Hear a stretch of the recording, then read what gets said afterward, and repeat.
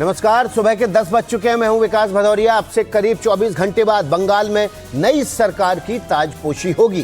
प्रचंड जीत के साथ बंगाल में पहली बार बीजेपी की सरकार बनने जा रही है। बंगाल में नई सरकार का चेहरा कौन होगा, इसका ऐलान आज होगा। वैसे शुभेंदु अधिकारी का नाम तय है। आज दोपहर 3 बजे बीजेपी विधायक दल की बैठक होगी। बैठक में मुख्यमंत्री के नाम का ऐलान होगा। इस बैठक में गृह मंत्री अमित शाह भी मौजूद रहेंगे, जो बंगाल के पर्यवेक्षक बनकर वहां गए हैं। अमित शाह आज कोलकाता पहुंचने वाले हैं। कल होने वाले शपथ ग्रहण से पहले बंगाल में सियासी हलचल तेज है। बंगाल में बीजेपी का मुख्यमंत्री कौन होगा, इस पर सबकी नजरें।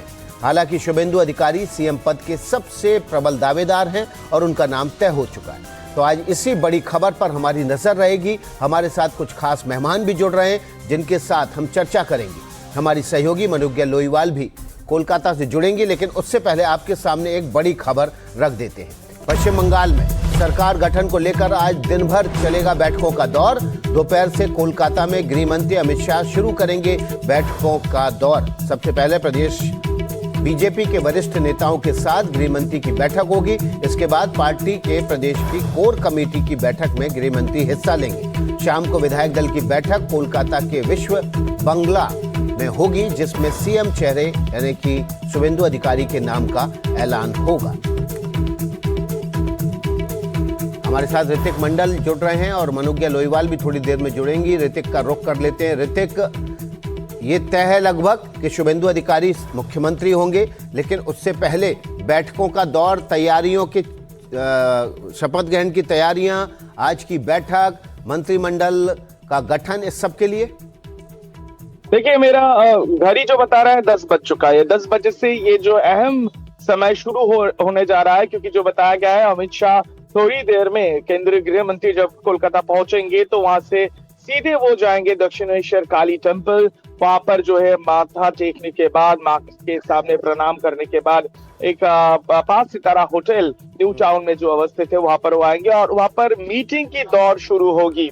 जिस तरीके से आप बोल रहे हैं कि शुभेंदु अधिकारी का वो नाम आगे है, चेहरा आगे है। इसके अलावा भी शोमिक भट्टाचार्य और कई सारे जो भारतीय जनता पार्टी के नेता, ये काफी सारे इस वक्त जैसे होता है इस तरीके से तख्ता पलट हो जाने के बाद अब तमाम गलियारों में, खासकर भारतीय जनता पार्टी के कॉरिडोर्स में तो यही चर्चे चल रहे हैं भाई, शोभिक भट्टाचार्य या फिर शुभेंदु अधिकारी या फिर अग्निमित्रा पॉल। कई सारे नाम जो है मेरे सुबह से फोन बज रहे हैं कि भाई कौन बनने जा रहा है। मैं आपको बता दूं कि आज बैठक की दौर किस तरीके से है।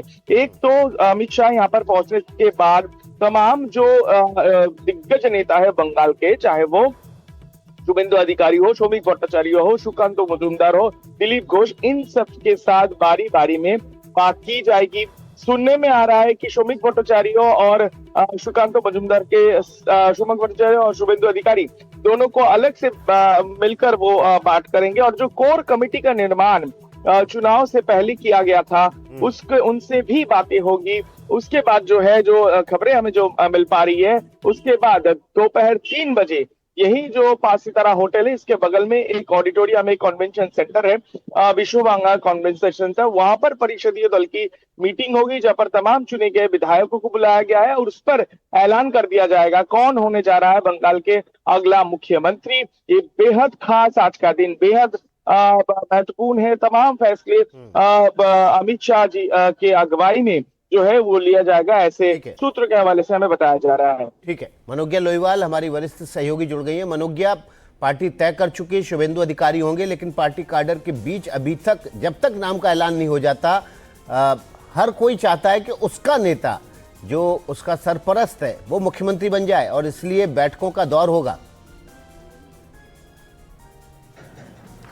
देखिए, इसको डेमोक्रेसी और गणतंत्र भी कहते हैं कि भारतीय जनता पार्टी में भले ही आपको पता हो, ये निश्चित हो चुका हो कि मुख्यमंत्री कौन बनेगा, लेकिन उसका जो एसओपी होता है ना, स्टैंडर्ड ऑपरेटिंग प्रोसीजर, वो भारतीय जनता पार्टी में बड़ा फॉलो किया जाता है। और यही वजह है कि ये सबको पता है कि शुभेंदु अधिकारी ने 2 बार मुख्यमंत्री ममता बनर्जी को परास्त करके इतिहास रचा है। ऐसे में उनसे बड़ी दावेदारी, उनसे बड़ा चेहरा कोई नहीं हो सकता। और पार्टी ने जिन बातों का निर्णय किया है कि कोई बंगाली होगा, बांग्ला मीडियम से होगा और वो होगा जिसके पास प्रशासनिक अनुभव होगा पश्चिम बंगाल के बारे में और पश्चिम बंगाल में काम करने के लिए। खुद गृह मंत्री ने कहा था कि ऐसा ही मुख्यमंत्री बनाएंगे जिसके पास प्रशासन का अनुभव हो और जिसे ये पता हो कि किस तरह से पश्चिम बंगाल, क्योंकि एक सीमावर्ती इलाके में पड़ता है तो इसलिए और भी ज्यादा सेंसिटिव हो जाता है भारत के लिए और खुद राज्य के लिए और यहाँ के रहने वालों के लिए। तो ऐसे में शुभेंदु अधिकारी के नाम पर पुष्टि तो हो चुकी है, लेकिन मोहर लगनी जरूरी है।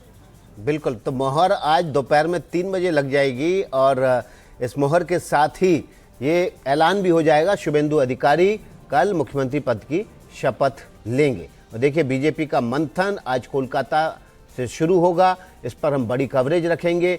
हम आपके सामने एक एक करके सभी दावेदारों के नाम भी रखेंगे। हालांकि उसके बावजूद ये तय हो चुका है कि शुभेंदु अधिकारी पश्चिम बंगाल के पहले बीजेपी के मुख्यमंत्री बनने जा रहे हैं। देखिए, हमारे साथ कुछ खास मेहमान जुड़ रहे हैं। डॉक्टर निखिल प्रसून बीजेपी के प्रवक्ता हैं, वे हमारे साथ जुड़ रहे हैं। राजनीतिक विश्लेषक गार्गी नंदी राय भी हमारे साथ जुड़ रही हैं। इसके अलावा टीएमसी के नेता संजय सरकार हमारे साथ जुड़ रहे हैं और सतीश केसिंग वरिष्ठ पत्रकार हैं, वो हमारे साथ जुड़ेंगे। आप सभी का स्वागत है। सबसे पहले निखिल प्रसून का रुख कर लेते हैं। आज का दिन आप लोगों को लंबे समय से इंतजार था डॉक्टर निखिल, और वो घड़ी आ गई है जब 3 बजे पश्चिम बंगाल को नए मुख्यमंत्री के चेहरे के रूप में शुभेंदु अधिकारी मिल जाएंगे। कोई कंफ्यूजन है क्या इसमें? आज का दिन बड़ा पावन है, बड़ा महत्वपूर्ण है और आज के दिन सनातन के वैभव की चरमोत्कर्षता का दिन है, जो कि कल अपनी परिणति पर पहुंचेगा जब शपथ ग्रहण होगा। मुझे ऐसा लगता है कि जैसे कि गृह मंत्री ने कहा है बार बार कि वह कोई बंगाल की धरती का होगा, बंगाली माध्यम से पढ़ा होगा और बंगालियत को आत्मसात करने वाला एक व्यक्ति होगा, जो कि आदरणीय प्रधानमंत्री नरेंद्र मोदी जी के डबल इंजन के सरकार का वाहक होगा राज्य में। और बंगाल की जनता के प्रति जो पिछले 50 वर्षों में अन्याय हुआ है, उस अन्याय को मिटाने के लिए, यहाँ के युवाओं के लिए, यहाँ की माताओं की जो इज्जत आबरू पर जो हमला हुआ है उसे पुनर्स्थापित करने के लिए, यहाँ जन जन में विश्वास का जागरण करने के लिए ये एक ऐसा व्यक्ति होगा। हमारे विधायकों द्वारा, हमारे उच्च शीर्ष नेताओं द्वारा जिस किसी को भी दिया जाएगा उसका बंगाल वर्ण करेगी और कल की अपेक्षा है और आज शाम में इसकी घोषणा हो जाएगी। और सबसे बड़ी बात है, जो पिछले 2-3 दिनों का जो एक तरह से एक विभत्स अनुभव रहा है, जिसमें कि कल एक राजनीतिक जो एक हत्या हुई या 2 दिन पहले, उसकी पृष्ठभूमि में एक तरह से निराशा के गर्त में जो वहां की जो हिंसा की राजनीति ने पूरे बंगाल को झकझोरा था, उसमें एक नए अध्याय का सृजन होगा और हर प्रकार के असामाजिक तत्व के लिए यह कड़ा संदेश होगा कि अब बंगाल में विकास और वैभव की राजनीति होगी और नकारात्मकता की राजनीति समाप्त होगी और समूचा बंगाल इसकी अपेक्षा कर रहा है, इसकी प्रतीक्षा कर रहा है। जी, तो संजय सरकार आपका रुख करेंगे। देखिए, बंगाल में जबरदस्त हिंसा का दौर चल रहा है। जब आपकी सरकार थी तब भी हिंसा होती थी और जब सरकार नहीं है तब भी टीएमसी के कार्यकर्ताओं पर आरोप लग रहा है कि वो हिंसा कर रहे हैं। देखिए, अभी लॉ एंड ऑर्डर किसको पास में, चुनाव आयोग का हाथ में है। चुनाव आयोग चाहे तो उसको कठोर तरफ से कर सकता है, लेकिन चंद्रनाथ को जो हत्या हुई है ये अति निंदनीय घटना है। ऐसा होना नहीं चाहिए, बिल्कुल नहीं होना चाहिए। जांच हो और जितना जल्दी इन्वेस्टिगेशन खत्म करके जो भी आरोपी है उसको फांसी तक पहुंचाने की व्यवस्था कोर्ट के तरफ से करे। मैं यही चाहता हूं पहले। और जो गया क्यों, तो चंद्रनाथ को जो माता जी भी थे, वो हम लोग को पुलिस से पहले जुड़े हुए थे, पंचायत समिति की वो सदस्य भी थे और वहां का अध्यक्ष भी रह चुके हैं काफी दिन में। एक माँ का गोद खाली होना, ये सब दुर्भाग्यजनक घटना है। मैं चाहता हूं बंगाल के जो रक्त रंजित राजनीति है, किसी भी हाल में किसी भी तरफ इसको बंद करना बहुत जरूरी है, लेकिन मुश्किल बहुत है। क्या मैं बताता हूँ, अभिषेक बनर्जी तो खुलेआम ये कह रहे हैं कि हम पीछे नहीं हटेंगे और कार्यकर्ताओं के साथ डटकर खड़े हुए। नहीं, मैं एक चीज आपको बोलने दीजिए। बंगाल का जो राजनीतिक है ना, ये बहुत एक परंपरा राजनीतिक ओर से, इलाका किसके हाथ में रहेंगे, राजनीतिक लड़ाई यही होता है। चाहे गोटबाजी हो, चाहे पार्टी हो, चाहे कोई भी आए, तो इसमें देखिए आप देखेंगे एक साथ जाते जाते आप ये भी नतीजा सामने आ जाएंगे। सबसे दुर्भाग्य के बात क्या है बोलिए तो, ये चीज खत्म करना बहुत मुश्किल बात है कि जिस तरफ से नौकरी के लिए आ जाए, नौजवान को हाथ में एक रास्ता यही है कमाई के लिए, कौन इलाका का हेड रहेंगे और कौन इलाका का मुखिया रहेंगे। 2 गुट हो ही जाएंगे। आप देखिए 1 साल तक आपका हाथ में भी क्लियर चीज आ जाएंगे, जिससे हम लोग बहुत बच के रहा था। आप लोगों ने ही तो इसकी शुरुआत की, कभी भी क्या नहीं आया है। लेकिन एक चीज है, नहीं एक चीज तो ये देखिए 1977 साल से ये स्टार्ट हुई है, ये परंपरा चालू हुआ। आप लोगों ने इसे एक ऐसे स्तर पर पहुंचा दिया जहां की बंगाल की संस्कृति ही समाप्त प्राय होने चले गई।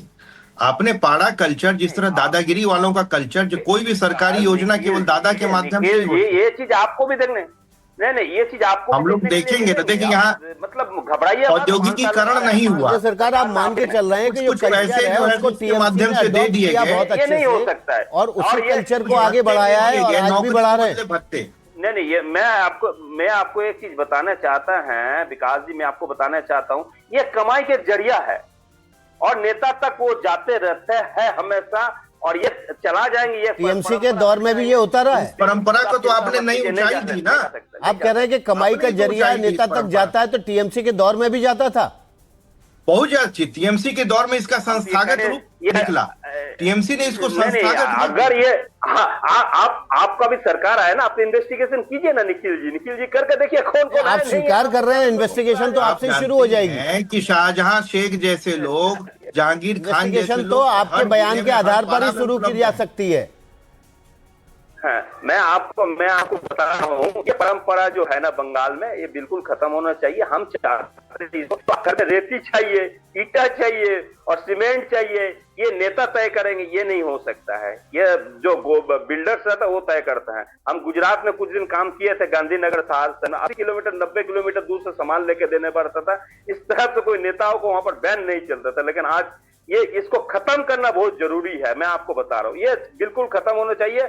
और रह गया जो नया सरकार, आप तो कमाल खुलासे कर रहे हैं। अच्छा एक बात बताइए, कल तक तो आप मान ही नहीं रहे थे कि ऐसी एक बात बताइए, संस्कृति है बंगाल में। ये जो आपकी हार हुई है विधानसभा चुनाव में, संजय सरकार, इस हार का जिम्मेदार कौन है?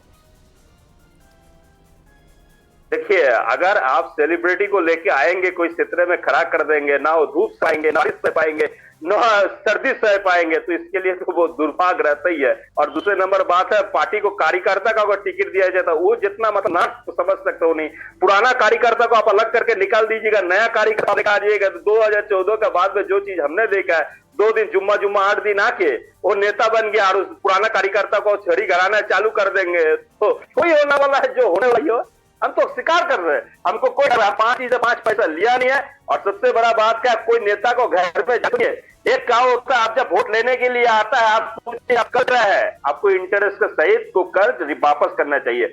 आप ठंडा घर में सर्दी मतलब जो एसी रूम में बैठा रहेंगे और कार्यकर्ता और जो आपको वोट चुनाव जनता जिताया है, अब जनता को बीच में नहीं आ पाएंगे, ये दुर्भाग्यजनक घटना है। आपको इंटरेस्ट के सहित आपको उसको रिटर्न करने चाहिए। मेरे हिसाब से मैं कह रहा हूं, मैं एक बहुत छोटा कार्यकर्ता, हम 91 से पॉलिटिक्स में है, हम जो समझ पाए हो, अगर हम विधायक होते तो हम किसी को बोलते नहीं थे। हम जो कर्ज लिया था, कर्ज के इंटरेस्ट को सहित जो जनताओं को बीच में उसको देने के लिए हम घर जाते थे। हम मेरे घर में नहीं बुलाते थे, क्योंकि मेरे काम है जो भी बूथ से हम जीते हैं, नहीं भी जीते हैं जहां से, हमको वहां पहुंचना जरूरी है। लेकिन हम पहुंच नहीं गए। आपको मैं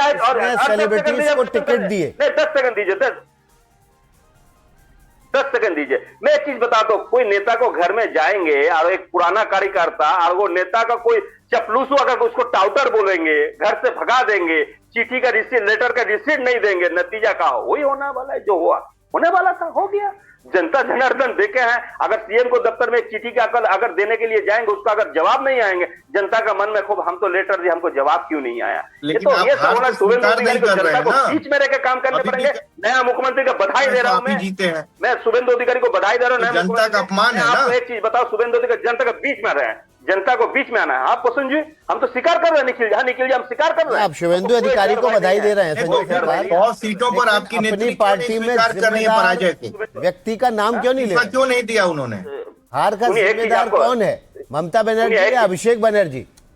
सुनिए, मैं एक चीज आपको बता, अगर दीदी के बाद में अगर कोई क्राउड लीडर पार्टी में थे ना, तो मैं आपको 2009 से मैं आपको 2014 के बीच में बता, तो वो शुभेंदु अधिकारी कहीं भी खड़ा होता था, 25-30 हजार आदमी आ जाते थे उनको साथ में।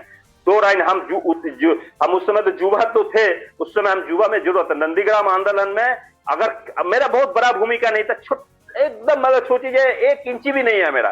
तो भी मैं आपको बताऊं उस समय हम लोग शामिल थे, लेकिन अगर कार्यकर्ता का बीच में नेताओं का अगर राजा जैसे हो जाएंगे, ये राजतंत्र नहीं है, लोकतंत्र है। अगर लोकतंत्र में अगर सेवा नहीं दे पाएंगे, सबसे दुर्भाग्य बात ये इससे ज्यादा नहीं हो सकता। अगर हम रानी सोच लेंगे, हम राजा सोच लेंगे, युवराज सोच लेंगे, ये लोकतंत्र है भाई साहब। अब जनता का जीता है, जनता जनार्दन आपको जीता है, जनता को बीच में आपको रहने काम करने पड़ेंगे। शुभेंदु अधिकारी भी अगर सोचेंगे ठंडा घर से जाके अगर राजनीति करेंगे, चल नहीं पाएंगे, जनताओं को बीच में जाना पड़ेंगे। डिस्ट्रिक्ट ऑफिस है, उसको सीएम ऑफिस है, सीएम ऑफिस है, वहीं से उसको काम चालू करना। संजय सरकार, आपके सुर जो बगावती है, आपको तरफ है ना, सुनिए आप टीएमसी में सुनिए नर्सरी से अंग्रेजी चालू कर देने के लिए हम शुभेंदु अधिकारी को बोलेंगे, आप नर्सरी से अंग्रेजी चालू कीजिए, अंग्रेजी के ऊपर ज्यादा जोर दीजिए, धर्म मजहब बाद में रखिए और धर्म उसको छोड़ दीजिए। अभी आप सत्ता में हैं, आपको सत्ता में विकास चाहिए, आपको इतिहास में पूरा पन्ना देख लीजिए, लेकिन आपको साइंस एंड टेक्नोलॉजी के ऊपर सरकार चलाना चाहिए। मेरे इतना ही दरखास्त है शुभेंदु अधिकारी से। संजय सरकार, आप कितने दिनों है टीएमसी में? जुड़े होते हैं, कितने दिनों तक है टीएमसी में? आपके सुर बगावती हैं। हम बगावत नहीं कर रहे। अगर देखिए अगर हम चापलूस होते थे तो आज हम पार्षद भी बन सकते थे, विधायक भी बन सकते थे, लेकिन हम कोई नेता को घर में नहीं गया, हम कुछ नहीं बन पाए, हम 0 बट्टा सन्नाटा है। हम खुद बोल रहे हैं मेरे ऊपर में, आपको कुछ बोलने का जरूरत नहीं, हम तो जवाब दे रहे हैं मेरे बारे में। अब कुछ वैकेंसी हुआ होगा टिकट के लिए, अगली बार आप प्रयास करिए। अब इसमें वैकेंसीज आने वाली है तृणमूल में, पार्टी के रूप में तृणमूल आप ऑफर दे रहे हैं बीजेपी में आने का? सुनिए निखिल जी, शुभेंदु अधिकारी और अमित शाह ये तृणमूल कांग्रेस के विपक्ष का पार्टी भी रहने नहीं देंगे। 30 विधायक रहता है विपक्ष, वो रहने नहीं देंगे। नहीं, हम लोग कुछ नहीं करने जा रहे, खंड खंड कर देंगे इतना। अपने अंतर विरोधों से अगर तृणमूल टूटा तो इसका ठीकरा हमारे सर पर क्यों फोड़िएगा? अगर इतनी गुटबाजी है, एक गुट जो है सो कई बार हमारा झंडा लेकर के दूसरे गुट पर अटैक कर रहा है तृणमूल के ऑफिस पे, और हमारे नेता लोग जाकर के ताला चाबी खुलवा रहे हैं, उनको सौंप रहे हैं, उनको अपील कर रहे हैं सारे। हम लोग सबको इंस्ट्रक्शन दिन में 10 बार अपील करने की, कोई हिंसा ना हो, कोई हमारा झंडा लेकर के अबीर लगा के तृणमूल वाले को कोई टच भी मत करे। हम समीक भट्टाचार्य को धन्यवाद देंगे, ये एक बहुत बड़े चीज बोला है। जिस तरह से टीएमसी में भी जो मतलब जो रास्ता में आने वाला जो है ना, सब घुस गए थे, उस तरफ से घुसाने से भारतीय जनता पार्टी को वैसे एक ही हाल होने वाला है। 14 के बाद में आने के बाद में अगर नेता बन गया, और 91 से हम लोग 2011 तक जो क्रांति की है, हम लोग नेता तो बहुत दूर के बात है, हम लोग एक छोटा कार्यकर्ता नहीं बन पाया। संजय सरकार, आपके पास लौटेंगे, वही बात होगा सतीश, वही बात होगा भारतीय। ये जो संजय सरकार बात कह रहे हैं कि अमित शाह और शुभेंदु अधिकारी पार्टी के 30 एमएलए भी नहीं रहने देंगे, ये पार्टी को तोड़ देंगे, लेकिन इसकी शुरुआत स्क्रीन से ही हो गई है। संजय सरकार के जो सुर हैं वो बता रहे हैं कि उनका झुकाव टीएमसी से अब बीजेपी की तरफ ज्यादा होता जा रहा है। नहीं, हम सच बोल रहे हैं, सच बोल रहे हैं, आप ऐसे मत बोलिए। हम आज भी रहेंगे दीदी को साथ में। दीदी मेरा नेत्री है, बाद बाकी कोई नहीं है मेरा नेता नेत्री। ठीक है, दीदी मेरा नेत्री है, मैं आपकी बात बता रहा हूँ।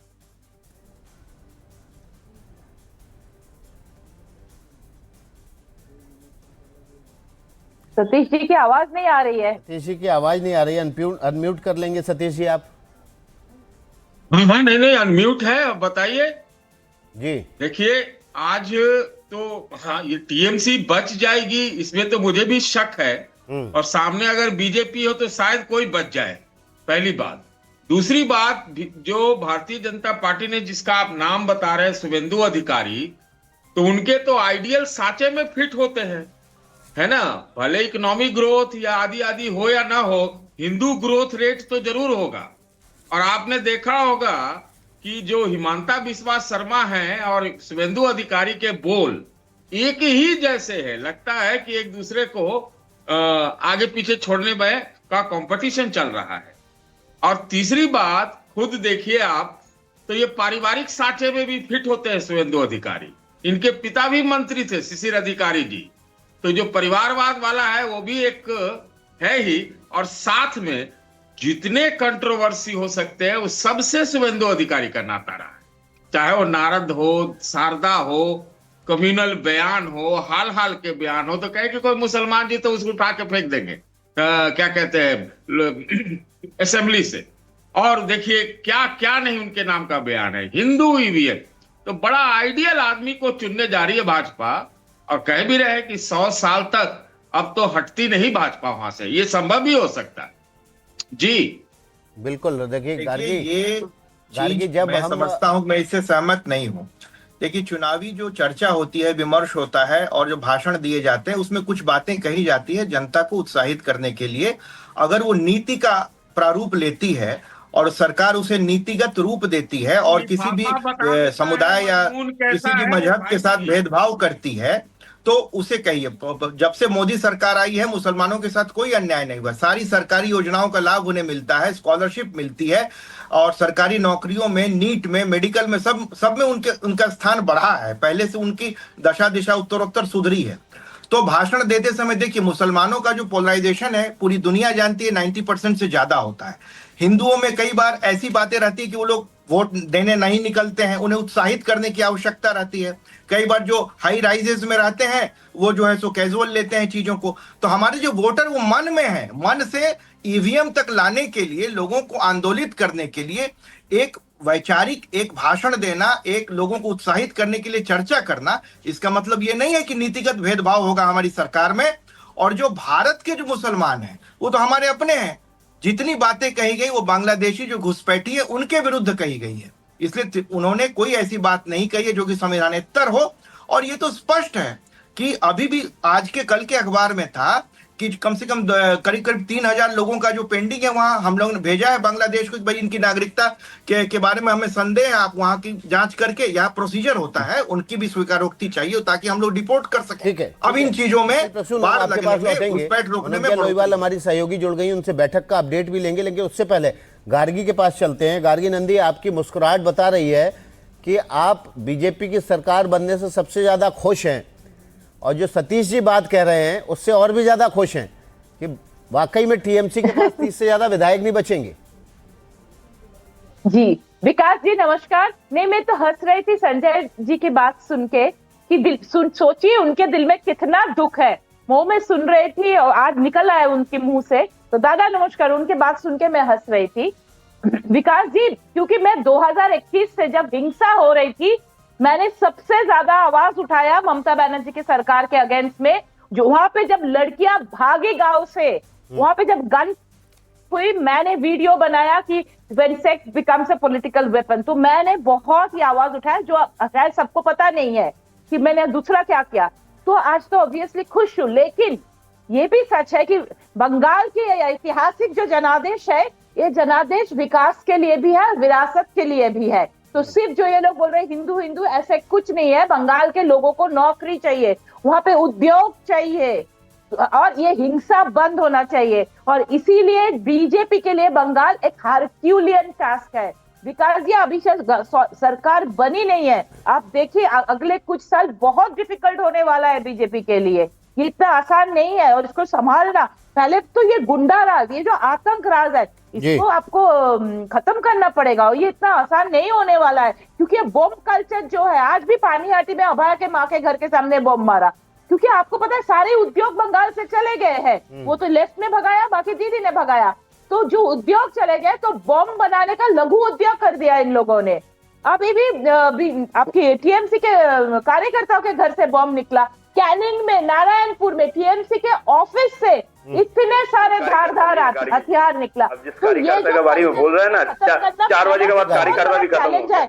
4 बार का। दूसरी बात मैं ये कह रही हूँ कि टीएमसी से किसी को बीजेपी में लेना नहीं चाहिए। वो जो ट्रैश कलेक्शन पिछले बार किया था ना, प्लीज ये नहीं लेना चाहिए, क्योंकि फिर क्या होगा ना, जो सीपीएम के गुंडे टीएमसी में आए थे, तो टीएमसी के गुंडे, क्योंकि इनका कोई, देखिए टीएमसी का कोई इडियोलॉजी तो नहीं है, इडियोलॉजिकल 2 ही पार्टी है, एक बीजेपी है, एक सीपीएम है। टीएमसी वगैरह के तो कोई इडियोलॉजी है नहीं। तो उनके लोग जो है, उनको अभी जो जहां पे फायदा दिखेगा वहां पे आ जाएंगे। तो इन लोगों को तो प्लीज मत नहीं लेना चाहिए। आ गया 4 बजे के बाद में पूरा घुस गया आपको पार्टी में। नहीं लीजिए प्लीज। गार्गी, हम आपके पास लौटेंगे। मनोज्ञा हमारी सहयोगी कोलकाता से अपडेट के साथ जुड़ गई हैं। मनोज्ञा, बैठकों का दौर शुरू होने वाला है। शुभेंदु अधिकारी के नाम पर मोहर लगने की औपचारिकता के लिए ये बैठकें बहुत जरूरी हैं।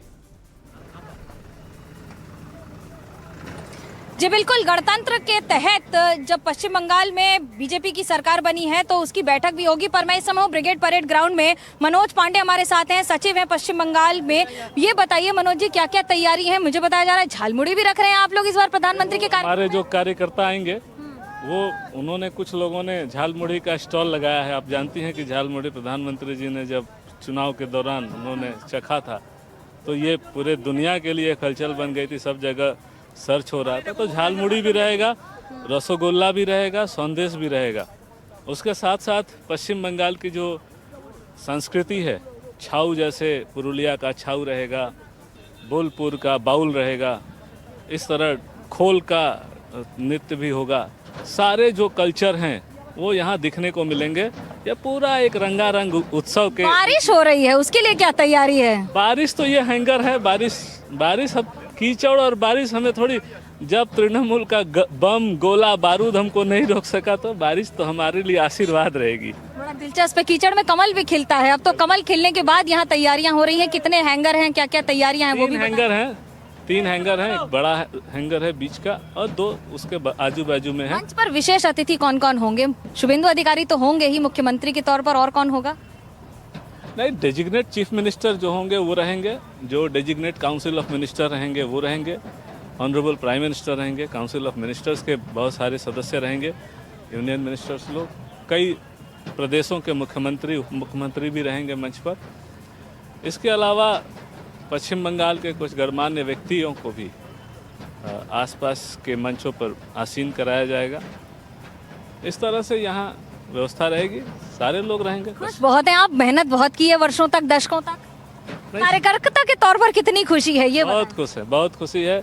खुशी इतनी है कि मैं बयान नहीं कर सकता। आंसू दिख रहे हैं मुझे, तो भावुक हो जा रहे हैं। अरे नहीं, भावुक नहीं, ये क्षण है, ये ऐसा क्षण है। देखिए, ये बहुत आसान बदलाव नहीं है, ये परिवर्तन कोई आम परिवर्तन नहीं है। बहुत राज्यों में हर 5 वर्ष में परिवर्तन होता है।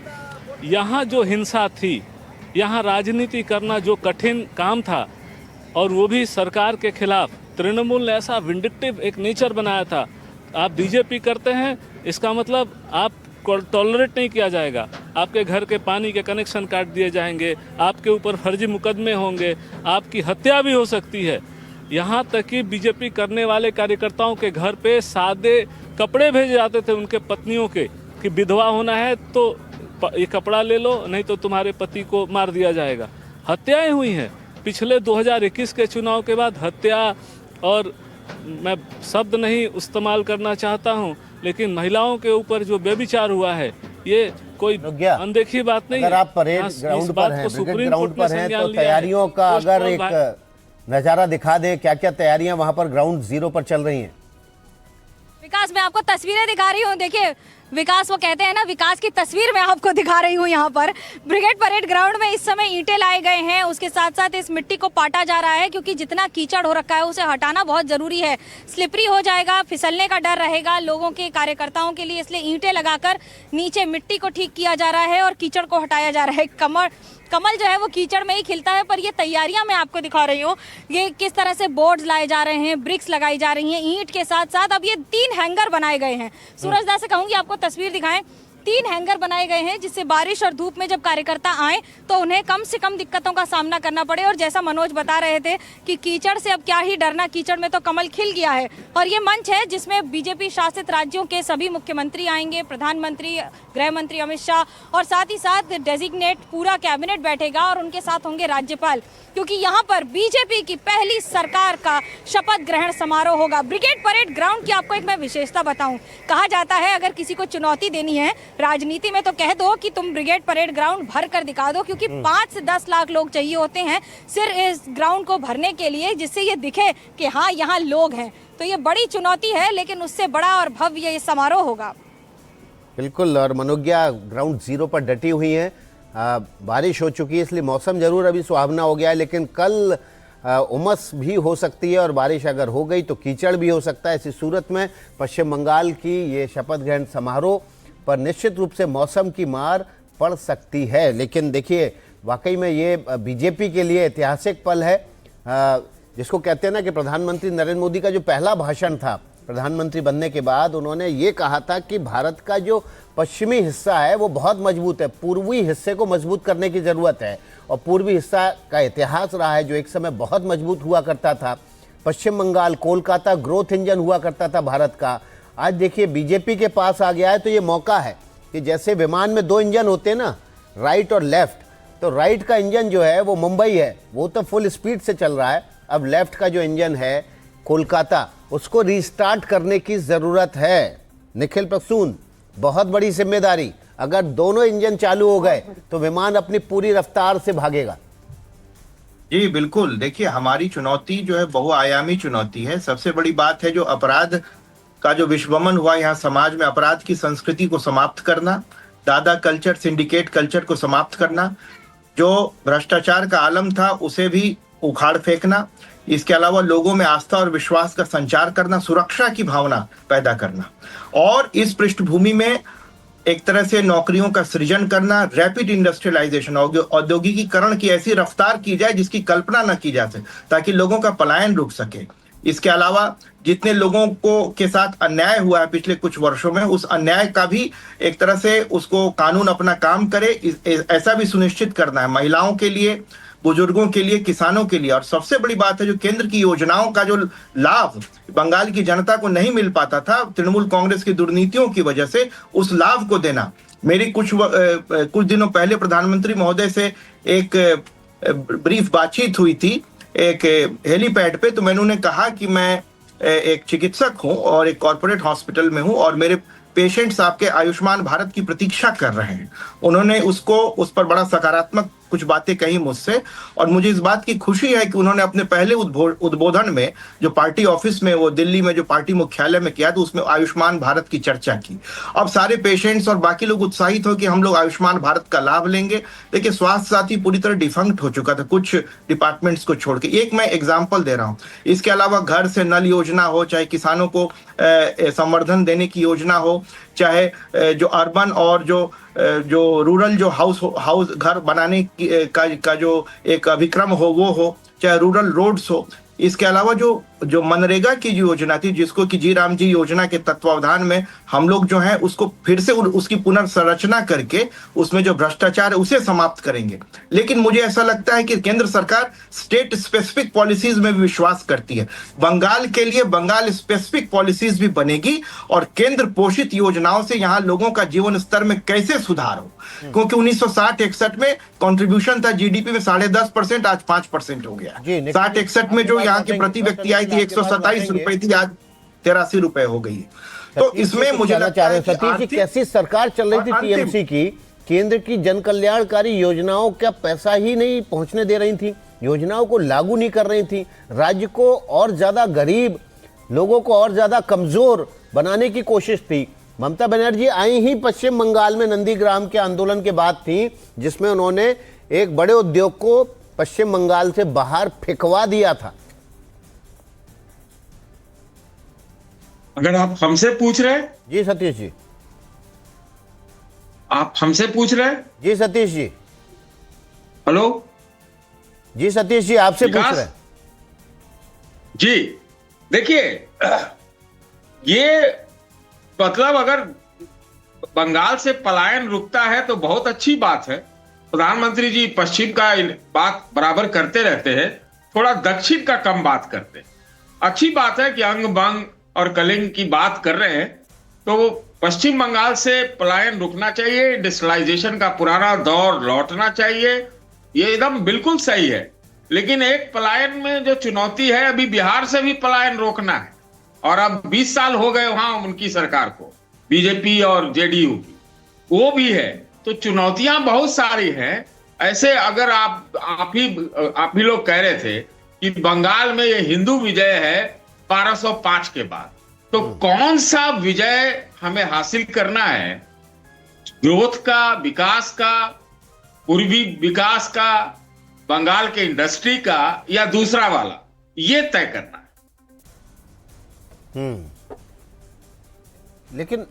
लेकिन सतीश जी, आप जो सवाल मैंने पूछा उसका जवाब नहीं दिया आपने।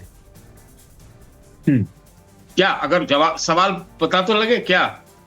मैं कह रहा था कि ममता बनर्जी पश्चिम बंगाल में नंदीग्राम के आंदोलन के बाद आई, जब माफ कीजिएगा, टाटा नैनो की फैक्ट्री को बाहर फेंकवा दिया।